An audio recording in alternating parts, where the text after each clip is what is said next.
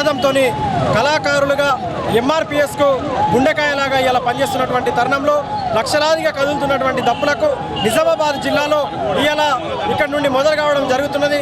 కాబట్టి గ్రామాన మండలాన నియోజకవర్గాల నుండి కూడా లక్షల డప్పులు ఇవాళ రాబోతున్నాయి. ఫిబ్రవరి 7వ రోజు ఖచ్చితంగా మేము ఎక్కడైతే మా స్థలం ఉన్నదో ఆ స్థలంలో 1,00,000 డప్పుల కంటే ఎక్కువనే మోగించడానికి మా అన్న మందకృష్ణ పిలుపు మేరకు మేమందరం పనిచేస్తున్నాం.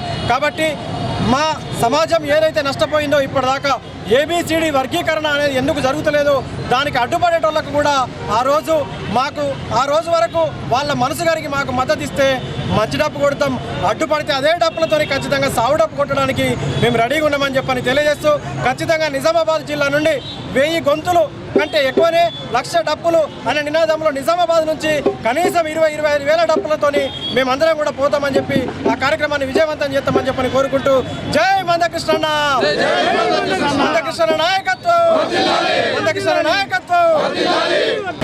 1,00,000 డప్పుల కార్యక్రమాన్ని గౌరవ మందకృష్ణ గారి ఆధ్వర్యంలో ఫిబ్రవరి 7న హైదరాబాద్లోని అంబేద్కర్ విగ్రహం వద్ద మరి ఏర్పాటు చేయడం జరిగింది.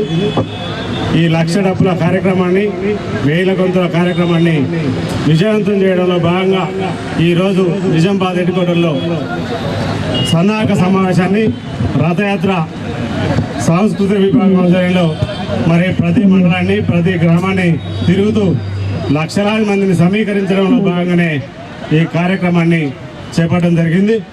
ఏదేమైనా వర్గీకరణ అడ్డుకునే వారికి ఫిబ్రవరి 7న హైదరాబాద్లో జరిగే లక్షలాది డప్పులతో అడ్డుకునే వాళ్లకు సౌడప్పు కొడతాం.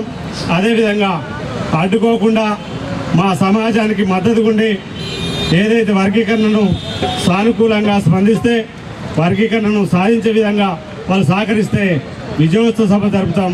అందులో కలిసి వచ్చినటువంటి వాళ్లకు ఈ విజయోత్సవ సభలో మరి వాళ్ళకు మేము అనేక విధాలుగా మరి కలిసి పోరాటం చేసే విధంగా కృషి చేస్తామని చెప్పి కోరుకుంటూ, ఏదేమైనా రేవంత్ రెడ్డి గారి ప్రభుత్వం వర్గీకరణను స్వాగతిస్తున్నాం.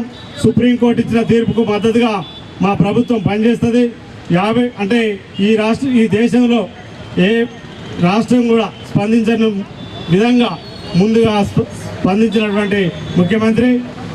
నేను భారతదేశంలో ఉన్నటువంటి రాష్ట్రాల కంటే అన్ని రాష్ట్రాల కంటే నేను వర్గీకరణ చేసి ముందుంటా అని చెప్పినటువంటి రేవంత్ రెడ్డి గారు మాట మార్చి మాదిగలకు మోసం చేస్తున్నటువంటి విధానాన్ని గమనించిన మందకృష్ణ మాది గారు ఈ 1000 గొంతులు 1,00,000 డప్పుల కార్యక్రమాన్ని నిర్ణయం తీసుకోవడం జరిగింది. ఏదేమైనా వర్గీకరణ చేయకుండా కాలయాపన చేసి కమిషన్ల పేరుతోటి కాలయాపన చేస్తున్నటువంటి రేవంత్ రెడ్డి తేల్చుకోవాల్సినటువంటి అంశం ఒక్కటే ఉన్నది. ఫిబ్రవరి 7లోగా వర్గీకరణ చేస్తే విజయోత్సవ సభ జరుపుతాం. లేకుండా కాలయాపన చేసే కమిటీలు వేసి మాదిగలు మోసం చేయాలని చూస్తే కాంగ్రెస్ ప్రభుత్వానికి బుద్ధి చెప్పే విధంగా సాగు డప్పు కొడతామని చెప్పి సందర్భంగా గుర్తు చేస్తూ, రేవంత్ రెడ్డి తెలుసుకోవాలి ఏ డప్పు కొట్టమంటాడో ఆ డప్పు కొట్టడానికి మేము సిద్ధంగా ఉన్నామని చెప్పి ఈ సందర్భంగా గుర్తు చేస్తూ, ఏదేమైనా నిజామాబాద్ జిల్లా నుంచి అధిక సంఖ్యలో డప్పు కళాకారులను సాంస్కృతిక విభాగం నుంచి అధిక సంఖ్యలో తరలించేందుకు ఏర్పాట్లు ఇప్పటి నుంచే సన్నాహ సమావేశాలు జరుపుతూ ప్రతి గ్రామం నుంచి చైతన్యవంతం చేసి అధిక సంఖ్యలో తరలిస్తామని చెప్పి కోరుకుంటూ, నిజామాబాద్ జిల్లా ఇన్ఛార్జి ఎంఎస్పీ రాష్ట్ర కోఆర్డినేటర్గా ఇంజం వెంకటస్వామి మాదిగా.